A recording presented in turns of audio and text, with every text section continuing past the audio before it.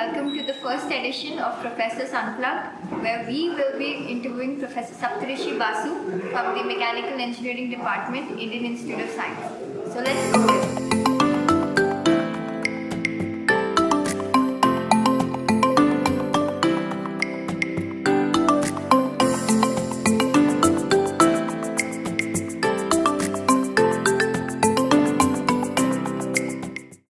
So good evening, everyone, and a very warm welcome to another edition of Professors Unplugged, the series where we sit down with the leading minds from the Indian Institute of Science to explore the frontiers of their research and its impact on our world. Tonight, we are honored to have with us Professor Saptarshi Basu from the Department of Mechanical Engineering. Professor Basu is a distinguished expert in complex fields such as combustion, spray dynamics, and multiphase flows, areas critical to the advancement in energy, propulsion, and even public health. Our conversation today will navigate the exciting and rapidly evolving intersection of his work with artificial intelligence. Professor Basu, thank you so much for joining us today, and it's a pleasure to have you. Yeah, thank you. Thank you so much. So, to start with the interview, I would like to ask the first question. So, when did you first encounter AI being used in your field of research? Yeah, so it is not like that AI was never there. It was never there in this current form, this new avatar, so to say. So there in the field of fluid mechanics and transport phenomena, combustion, the science of the AI and related things like basically data science, how you can reduce complex models into much simpler ones. This was always there in some form. So this research is not like kind of it comes out of the blue. It's not like that. But the emphasis these days, and with the advancement in the computing power and with the advancement in the AI itself, that has led to some, pretty paradigm shifting changes in this area of fluid mechanics, or what we call the last frontier of classical physics. That is what fluid mechanics is, the last frontier. So the basic point is that fluid mechanics is very complex. So it is a problem which is known. That means you understand individually because it's basically nothing but Newton's law. So you understand it individually what it is. In the case of combustion, it is fluid mechanics with combustion. That means with reaction. So there also you know the chemistry. It is not unknown. But when you put all these things together, the the solution is pretty formidable just because the solution is bifurcating. So it doesn't have a predictive capability. You cannot actually develop predictions that easily. That's why you have the what we call the millennial prize on fluid mechanics. There's a smoothness of Navier-Stokes equation. So in these cases, AI is a very interesting tool to have because when you are developing reduced order model, when you are trying to do tractable things in the field of fluid mechanics or wherever fluid mechanics is involved, you basically can resort to AI because ultimately you want some prediction at the end of the day. So if you have sufficient training, and if you train the AI model sufficiently well, probably there is a chance that you can kind of have some predictive capability for unknown situations. Okay, but this is complex because the problem is complex. And so there's a lot of work that is going on around the world, including in our lab. So the students are working on this. That is one part of their research portfolio, so to say. So yeah, so it is not new to me, but the current emphasis is definitely new. That means you need to work on this. So that is the thing, and for good reasons. I mean, as I said, there are enough reasons to work on it. So, the current emphasis is mainly on the prediction models. Yeah, so basically, as a user of AI, instead of the algorithmic part of AI, which is basically, I guess, the computer scientist and others, they know it better that how to prepare better model, better classifiers and stuff like that. But our aim should be to have physics informed AI. That means AI which is physics informed. That means you have the constraints. Like for example, simple thing, or for example, the conservation equations. As you know that things are conserved like mass, energy, momentum. So these are also there in fluid mechanics. These are also there in heat transfer. These are there in droplets, the multiphase flows that we do. And then there are certain other things, like certain boundary conditions have to be obeyed. Okay, because otherwise things can go very unphysical. It can predict something which is very unphysical in nature. So it has to be like a constrained type of a model where you provide some boundaries which are sacrosanct, so to say. And there I think you prepare the model in that context, and then you can hope that they will predict things.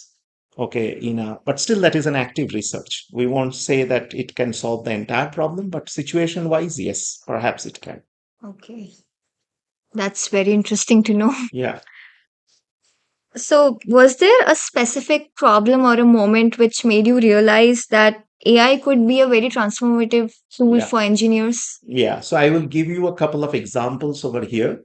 One example will be, I mean, which we kind of, we actually formed a startup based on that. So that was in the area of disease diagnosis. Like, for example, I will give you an example of this urinary tract infection, for Mm. example. Mostly it occurs with females a lot, and it is UTI, and most common bacteria, for example, is E. coli. So that's where my collaborator Deepshika also comes into the picture. So normally what happens is that if you now go to rural sector and stuff like that, there they don't have access to the diagnostic centers, so to say. For example, a village woman, I mean, going to a hospital, getting yourself checked for UTI is not very common. So they would wait and that till the infection grows, big, and it can hurt kidneys. It can do a lot of damage, especially in terms of women's health. So what we decided is that why not try for something? This is what we call fluid mechanics and biology, kind of the connection between the two. And we try to see if we can diagnose diseases without any expensive equipments. So that led to the idea of this urine drop experiment, where you actually have an E. coli infested urine drop and you let it dry on any substrate, glass substrate, whatever substrate you can hope for. And because of certain physical and chemical phenomena, I'm not going to go into the details that why it happens. So because of the when the bacteria is present and it interacts with certain components in the urine, it leads to certain specific patterns. And this pattern is dependent on whether you have the infection, and if so, as the severity of the infection goes up, that means more number of E. coli, you get these patterns actually differentiate. So they become even more and more, uh, unique in its own ways. So just by looking at the pictures, you can kind of say, oh, okay, this is a person who's suffering from E. coli. This is a person who is not. But then we wanted to take away this doctor type of a point of view. That means like a doctor sees an x-ray, or a Yes. radiologist actually sees an x-ray and says, okay, there is some problem there. So what is the but as a layman you may not even see it, or even if you see it you may not even understand it. Yes. So here also, you can physically look at it, but there are subtle changes, and it is not like that something which you can do just in a pen and paper type of a thing. That, okay, this is the pattern and this is how it changes. It's more subtle than that. But it is you can get a visual feel that these are very different. So this calls for a machine learning immediately, because it's meant for pattern recognition. And this is a problem which is simpler because it is just a pattern. It, the it is not a dynamic process, it's not a stochastic process. Okay, it is just the leftover, like a remnant. So Yes. this is the same type of thing. If you do a survey of say an agricultural land, if you identify, okay, which are the spots where you have more vegetation, where you have less vegetations, and then you can bucket it and form a survey tool. It is almost like that. So you look at the pattern, and then you kind of reduce it to lower dimensions, develop classifiers, okay, and train your data, okay, and then in 20% of the cases which is untrained, you make predictions that, okay, can I say by looking at a sample that this person is suffering from E. coli infection or UTI, and if so, what is the extent of the infection? It's kind of severe, moderate, low. that categorization you have to do, that just keeping in mind, the bacterial loading. So once we were able to do that thing in the lab, so this is a perfect merger in which the fluid mechanics has led to the pattern formation. Okay, the bacteria comes from a microbiologist. Okay, and we use again a physics informed neural network. Okay, to predict that what will be the differentiating features uh, uh, for these dried precipitates. And at the end of the day, the cost is like negligible. It's like a drop of your urine drying on a glass slide, and you can take a picture with your iPhone or any other phone. Now, these days, phone has got like 12 megapixel, 20 megapixel camera. Okay, of course, you need to prepare a box. I mean, you need to prepare still a prototype because you cannot have, people taking pictures at all kinds of angles. There needs to be a fix. But this eliminates the doctor. Okay, you can have an Anganwadi kind of a person do this for you because it's just a drop of urine, nothing more than that. So this is perfect. So you can get this test done, and the result, normal culture tests in urine, takes about 48 hours to come because it goes to the lab, you culture it and stuff like that. Here, the time scale is something like 15 minutes. So in 15 minutes, you get a response. And the key feature is that now you can even go a little further. You don't need to have your AI code in your laptop. You don't need to carry a laptop. It did not even work in your phone. It can work in the cloud. So you take a picture, you upload the picture in the cloud, the processing gets done there. You just want a response. You don't need the full, you don't need the full Bible. You just need an output from that Bible. That's exactly what it is. So this is a perfect thing where, AI has come in handy. So you combine all these features together and you use AI as your demarcator, because your I, then it is a human subjective judgment that, okay, I think this is like, Yes. oh, you are suffering from a severe infection, you want to take that away. So that means there is no primary care physician, there is not even what we call a medical person, a nurse or that kind of a person. It is just a person who is a social worker. And later on you can also get it done. Even you can, objective later on is also to have this in the home, at the home level, penetrate it. Of course, in rural areas they may not be able to afford all these things, but at least you know in our slightly affluent part of the population, they can buy it at home. So you can do it at home, like people do the prick test. Yes. For your blood sugar. Mm. There are pregnancy test kits. So this can be also turned as something like that. Okay. So that it's like a point of care diagnosis at your home. So you can do it at your home, and you know that whether you have an infection. If you have an infection, go to the doctor and get yourself treated. If you don't have it, it's fine. Now, technically, we now also have the same type of thing in blood. And here the ambition is even higher, that you detect cancer markers in blood.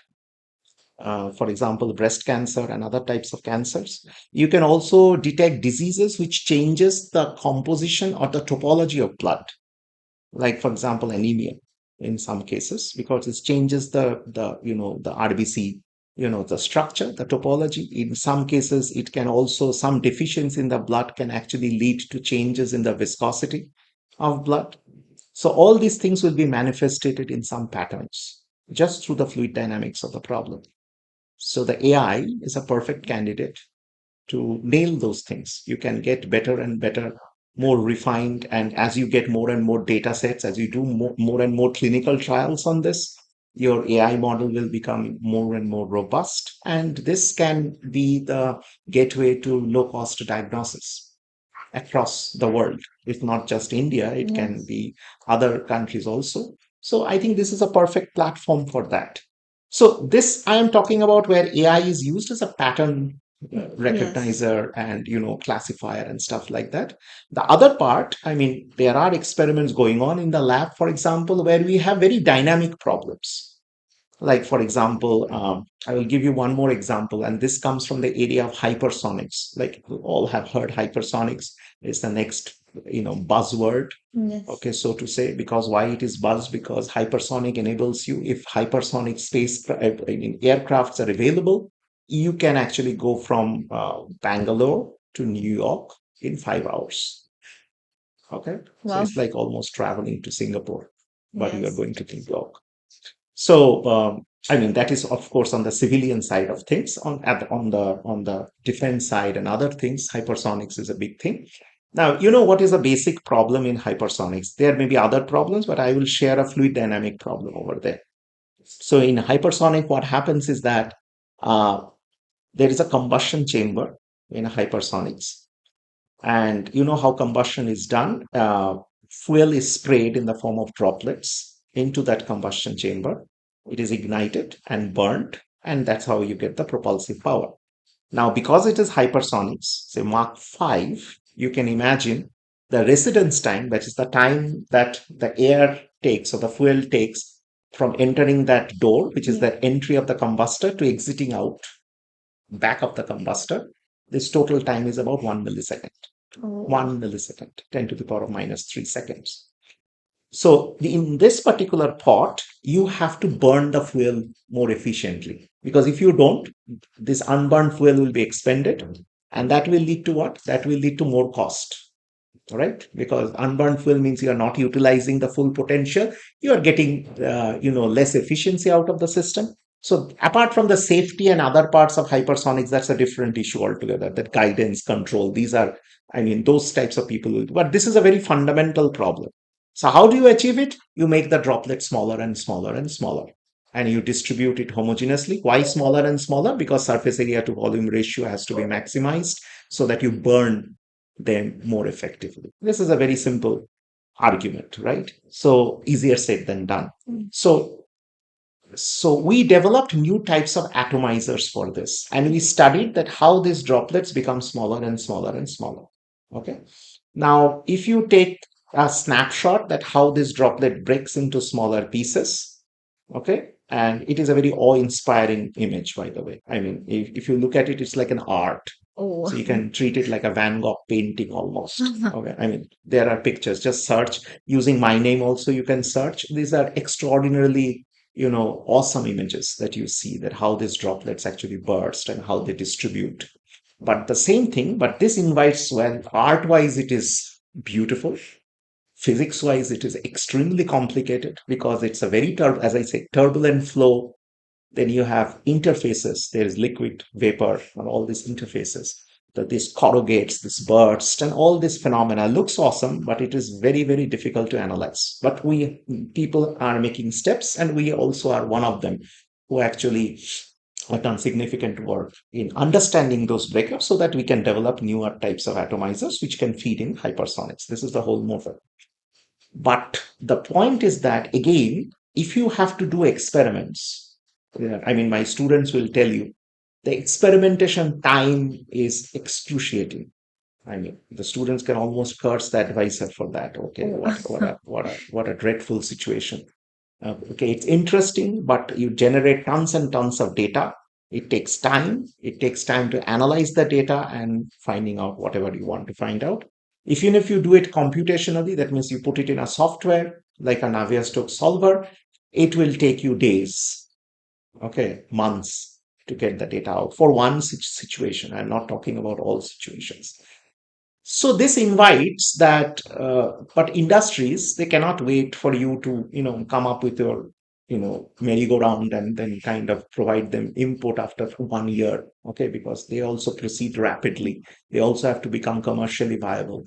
So there comes the role of AI and machine learning.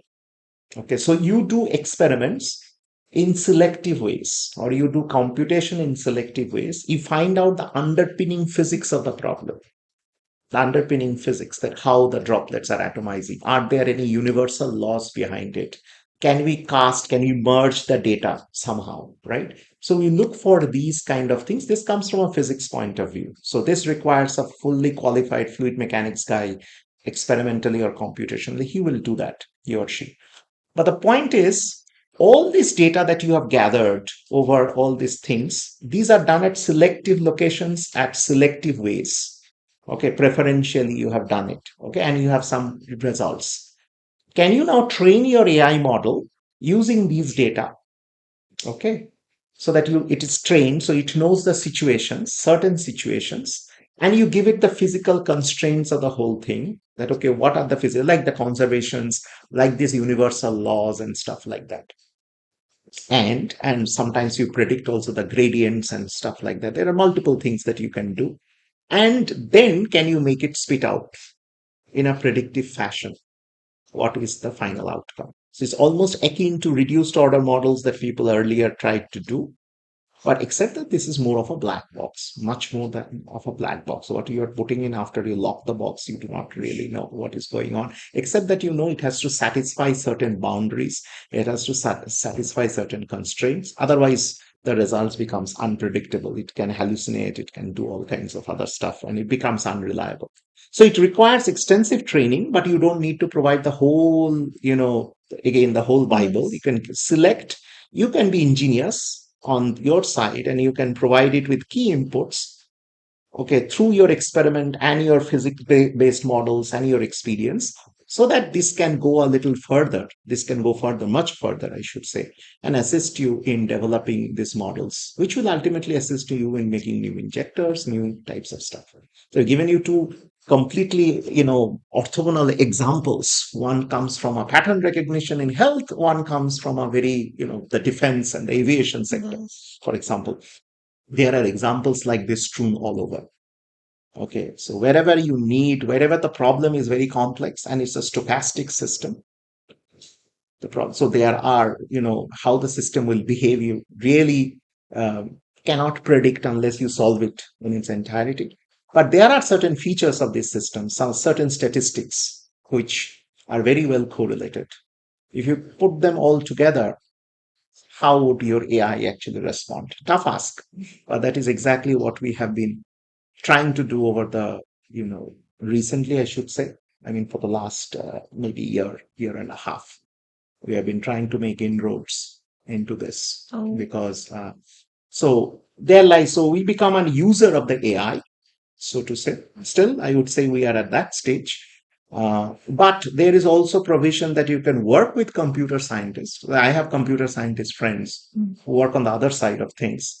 And they are also very interested, like, for example, bubble dynamics and, any industrial application you take, it's very complex. So can we kind of use this? And they can also, if they know of our requirement, what we need at our side, maybe on an algorithm side of thing, or from the, I mean, the founding fathers of AI, they can also improve, enhance the quality of their stuff.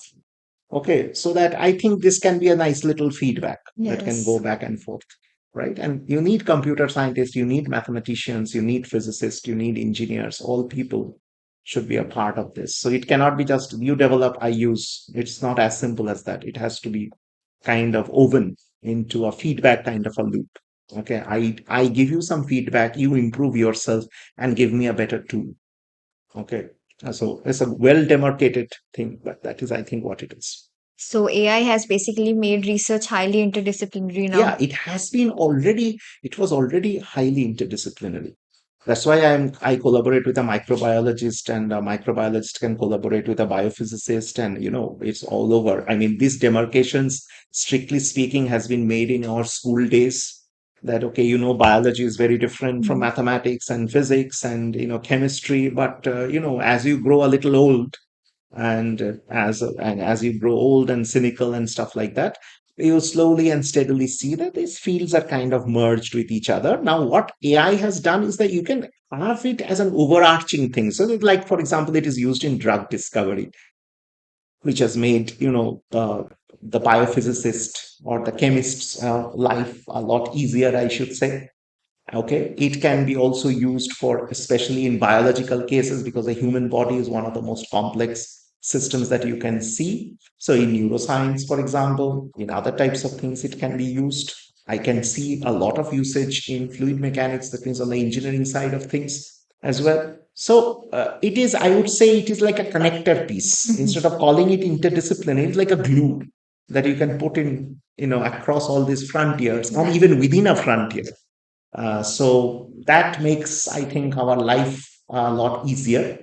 But at the same time, here, the only warning bell should be this, that because of this advent of AI and other things, you see a lot of people going into AI directly.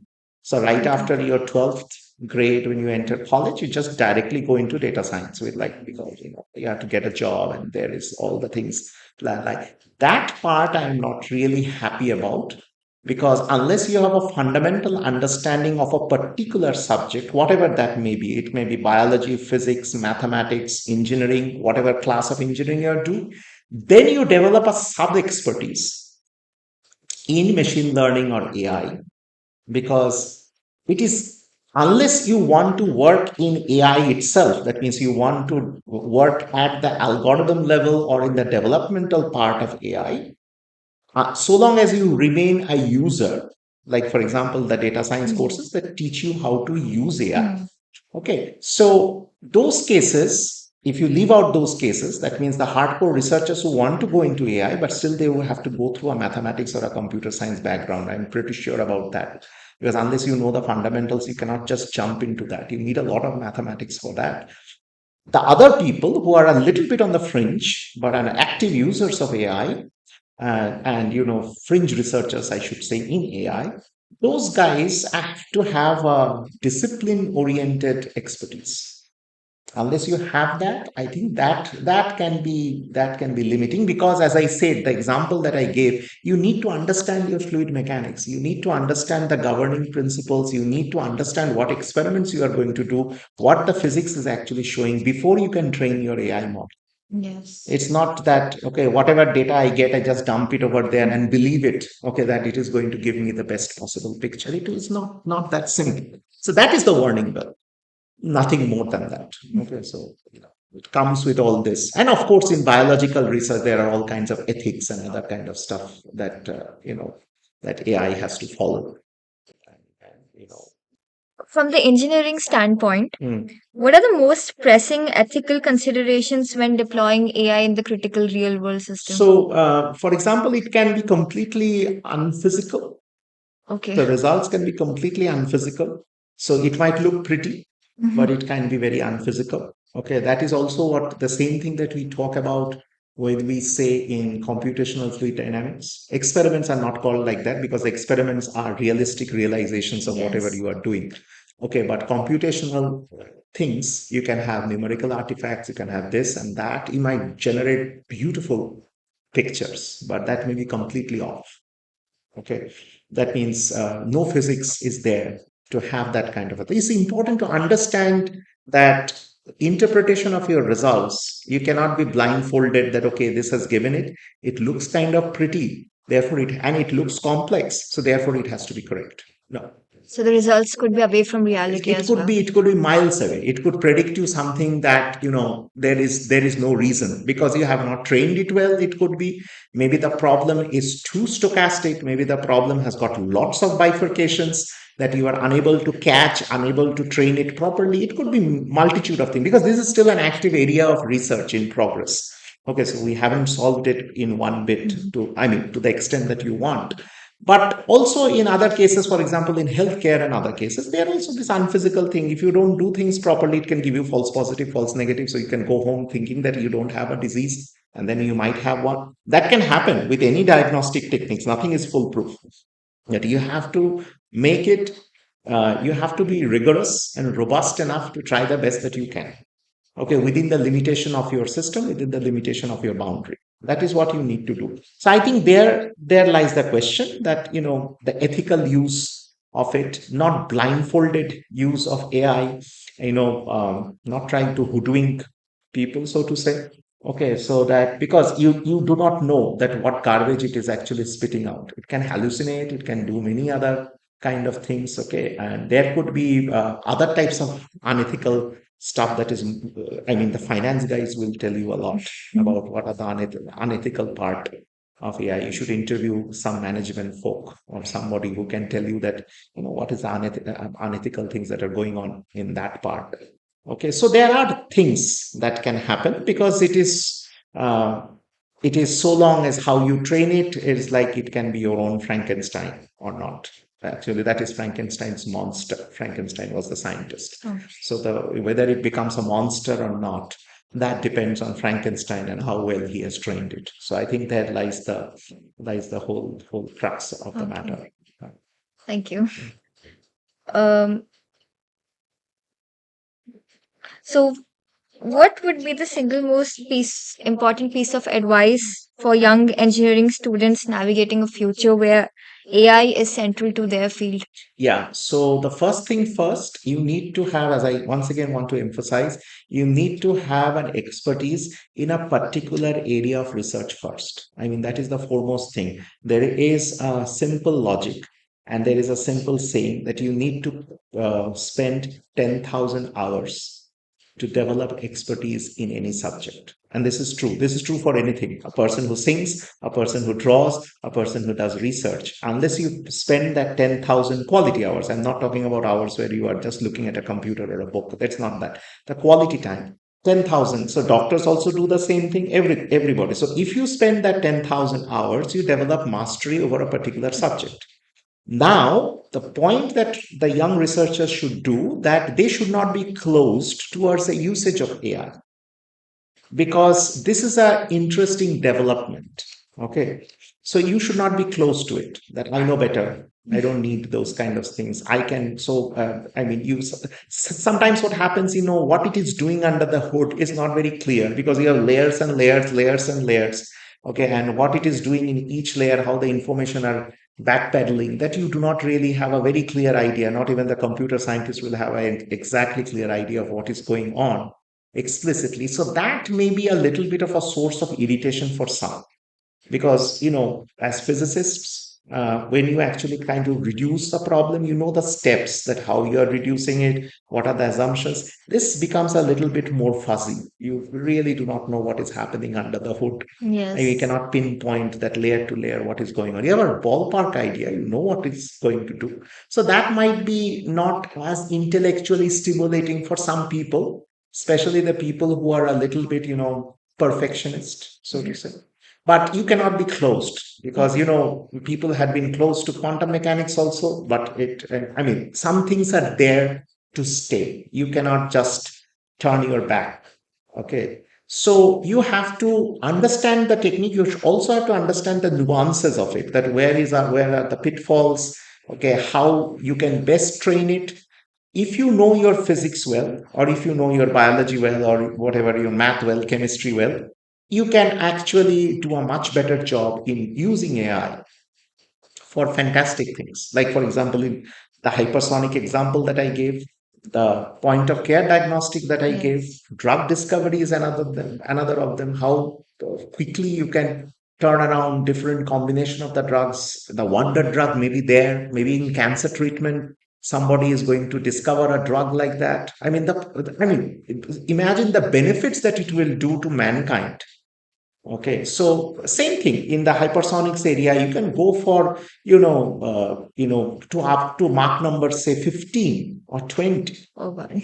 Okay, so Mach number 20, can you imagine, is 20 times the speed of sound. So that kind of thing, if you do, okay, then many things becomes very easy. The world does not, it does not become a world where everything is far flung, right? So everything is kind of local. It becomes like Maleshwaram. When New York becomes your Maleshwaram, where you can go for shopping in the afternoon, I think that is a day that one can, and it can help. I mean, that may be a little far fetched, but definitely it is definitely reducing the overall, it is accelerating research, I should say, acting as an enabler. So instead of thinking of it as a competitor or as an enemy, we should think of it as a friend whom you can leverage. But in order to leverage, you need to know your stuff. That is the whole point. So So a just person like should be well versed in their subject and correct, use AI as a tool to help it correct. out. So I'm not really in favor of you doing AI at your BTech level or BS level, as a sole thing because I don't think that helps. That's the reason where people actually, I don't know if any one of you have done that or not, but anyway, some people used to do a lot of biotechnology also at the bachelor's level. I was not never in favor of that, because you neither get technology nor you get biology. Huh. You get a mixture of both, and your world becomes a little fuzzy because you don't develop mastery in any one subject. So traditional subject exists, so I don't believe in the boundaries, but you need to have an expertise in one. After that, everything becomes easy. That much I can say. Okay. Okay. So thank you so much for the wonderful insights. Thank you. So before the interview ends, I Mhm. would like to have a rapid fire round Sure. as well. So before concluding, if I ask another question, Sure. so when do you think the hierarchy between human beings and AI could flip? So currently human beings are the ones dictating AI, Yes. but could there be a time when AI would independently do stuff? They say that once you develop consciousness, okay, I mean, but consciousness is a very debatable question that we Yes. have. That what is consciousness? What makes you and me conscious? Yes. That we have emotions, we have feelings and stuff like that, while the machine and the AI do not have that. They say that if you connect sufficient number of neurons in a haphazard fashion, things will develop its consciousness on its own. But when it develops that consciousness, you then only you have probably this flipping type of a thing can happen. Okay, but see, Isaac Asimov had three laws of robotics, as you know, right? Yes. So, of course, AI doesn't have that kind of laws as of now, to the best of my knowledge. There could be, but there is a right now. I see that what it can do is that the mundane type of work, or work which requires data assimilation, preparing reports, stuff like that, even coding, these jobs will be all gone.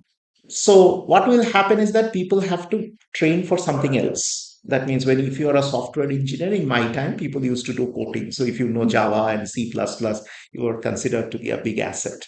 Okay. And even some data analyst, even forensic analyst, for example, because Yes. there your expertise came really handy, because you could see patterns and you could do all this nice little coding to do those kind of stuff. Those will be all gone, because this can be done in a heartbeat. Okay, so there are a lot of things that can be streamlined very easily, that will be all gone.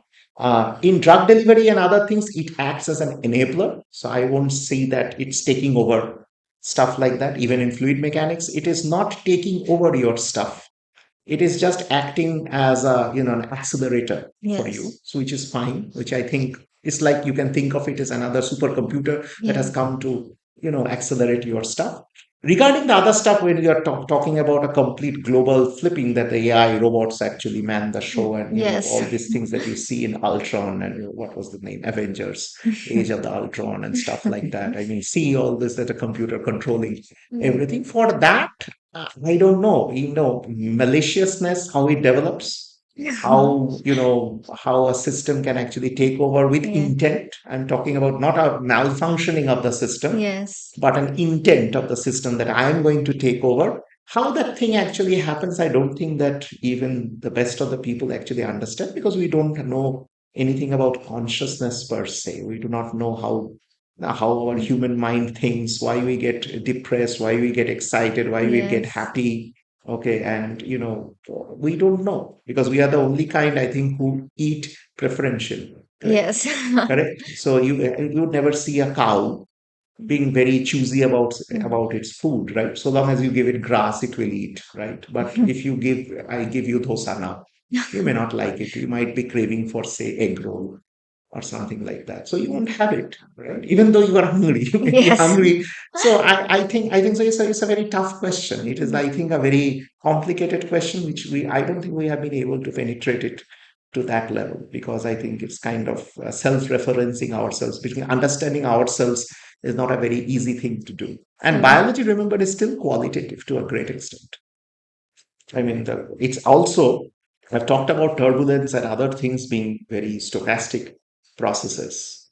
Biology, I would say, is the most complicated, the most stochastic, and the most, unpredictable system that there exists. So that's why you see the doctors groping all around, right? They never can say what will happen to you. Yes. If you have flu, I have flu. So I am an older person, much less fit than what you are. Okay, you guys probably do running and all this other kind of stuff.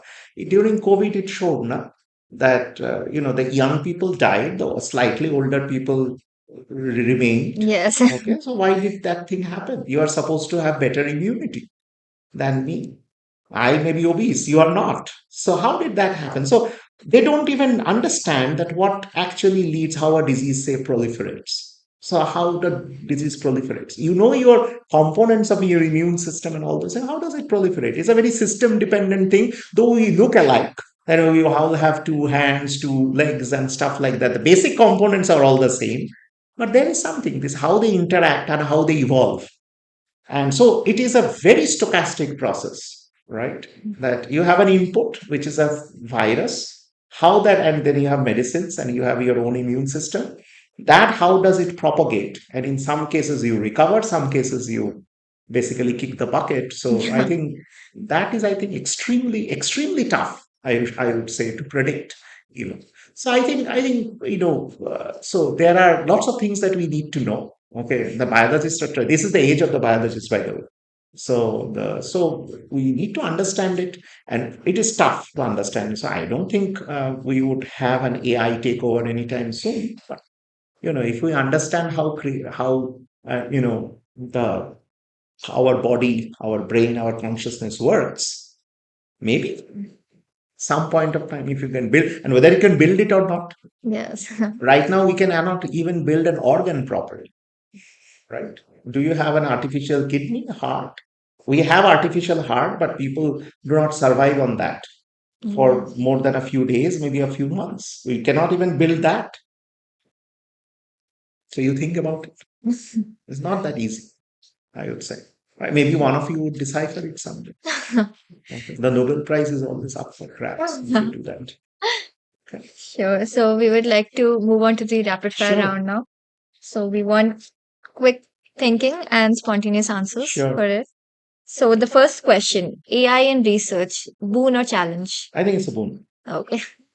Mechanical engineering, is it more data driven or more theory driven in the future? It's more theory driven still going to be in the future as well. Okay, even Okay. after the emergence of Even AI. after that. Okay. Okay. Humans or AI, who will lead the innovation in the next decade? Still, it will be human. Okay. One engineering myth AI could finally bust. One engineering myth, AI. So I think it has to be in the area of, manufacturing probably. Okay. So this is what AI can safely burst because manufacturing is more traditionalist in some cases. I mean, not trying to offend any manufacturing person, of course. So I think it was more human dependent, and people develop a lot of expertise in how to manufacture certain products, that you have to do it in this way, you have to preserve this. That I think AI can easily Okay. ransack, Uh-huh. because the physics part of it is more engineering than physics, and that's where Okay. I think it can. But this is my personal opinion, Uh-huh. and somebody can bash me also on this. No, we want your opinion on Yeah, these. yeah. So, So your favorite AI application in daily life? oh, you have like this perplexity or whatever, Okay. perplexity.ai. Uh-huh. I mean, I am a very technically challenged person compared to my students, but perplexity.ai does it arranged my calendar today just few minutes before you guys came. Oh. I had a lot of things strewn all over. It did a fantastic job. I just told it and it did it. I just in casually. To me, that's amazing. Coffee or coding? Which fuels AI breakthroughs in your lab? So I think it will be coffee. These guys would be able to tell it better, but probably coffee. But I don't think he drinks coffee. But anyway, so I think must be coffee. It is high on stimulant. I drink a lot of coffee, so, Oh. so I guess it drives me if you ask me. Otherwise, I feel sleepy. The caffeine is what keeps Yeah, you running. yeah, yeah. It gives you running. The brain needs a stimulant.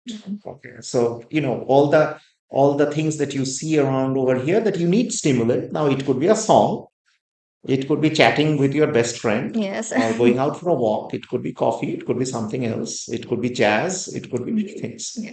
So I think that coffee is the quickest fix that you can get. One AI tool or gadget you can't live without. I don't think I use any AI or tool or gadget except this perplexity. Do you call Okay. it a tool? I think it can be called a tool, I guess. Okay. Or I don't use my Apple Intelligence or whatever it is there in your phone. I don't even know what it exactly does. Okay, so except that I think it listens. Yes, it does. It does, because even if you are talking, it Yeah. does sometimes pops up these ads and other things. So Yeah. I think that is another, if you talk about ethical, but that is human made, na? Yeah. It is listening and giving the data to somebody, and Yeah. you are using it in some malicious intent.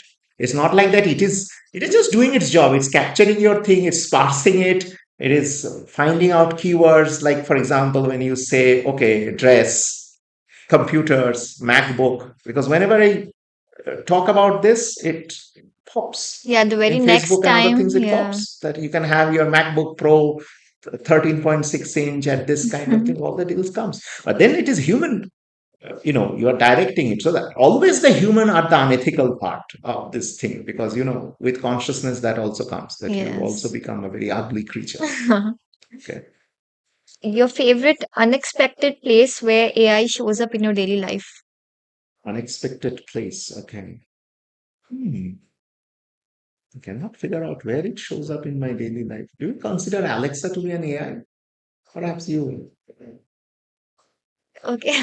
I think Alexa is an AI. I'm pretty sure it's an AI of some sort, right? I mean, it listens to you, it understands you, and gives you some kind of an answer. So yeah, it helps. It books my Uber. So, but it is unexpected in the sense that sometimes it learns. That much I know. Okay. Because next time when I say to Alexa, say Alexa, play some song. I'm not giving it any pointer. It will choose the songs that I have historically liked. That means the songs that I have listened. So it prepares that kind of a bouquet of songs. I think that's fantastic. I don't even, sometimes it doesn't come in your mind. You want to listen to, say, Arijit Singh or Mohammed Rafi, which song you want to listen. I mean, just giving an example. But it knows that which one I have listened more, in what order. It kind of puts them in a nice orderly fashion. So one Arijit Singh, one Mohammed Rafi, then it goes to a something a little bit. So it adds a little bit of newness to the little bit of oldness. Yeah. I think that is unexpected, and I think that part I like. Though it's an intrusion in my privacy or whatever you call it, but then okay, I don't need to. I'm not a U.S. president or an Indian president. I don't need to feel private all the time. Yeah, If AI were a student in your lab, what kind of personality would it have? I think it will be pretty obedient. But these guys are also obedient, so to say. But I think AI will be even more obedient. Okay. Okay. But you want a certain amount of rebelliousness. Because unless these guys are a little bit of a rebel, na, okay, I don't think life becomes that interesting. Anyway, otherwise, me talking to them, if they are not rebel, If then they I'm not always going to agree. learn. They are not going to learn. Yes. I mean, AI is still at the level of a very, obedient person. So it doesn't really refute you in that particular way. Okay. Or at least it does it in a polite fashion. Yes. So, yeah. If you could ask AI one question about the universe, what would it be? Yeah. So I think the most important question that we already discussed, that, can you decode that the consciousness in human being? I don't think it can give any answer. Okay. I think it doesn't even have a clue, because we do not have a clue as of Yes. now. So I'm very sure that it also doesn't have a clue. Okay. So you can end this with, this is still valid, that, George Bernard Shaw, you guys know George Bernard Shaw. I'm pretty sure he was a Nobel laureate in 1925. He was a dramatist. So he wrote Man and Superman, Pygmalion. So these are his important works. So he said one interesting thing, that uh, uh, you know 50 ordinary men, or 50 ordinary men, if they work together, a machine can do their work. So a machine can do the work of 50 ordinary men, but no machine can do the work of one extraordinary man. Yeah. Wow. So there lies, I think the clue to all these things. Of course, this is not a gender neutral statement, because so it can Yes. be the same thing. You can just substitute men with women. Yeah. Okay. Okay. Thank you so much for Okay. your Okay. insights. Yeah. Thank you. Thank you so much. Have a nice time. Sure. Thank you so much, sir.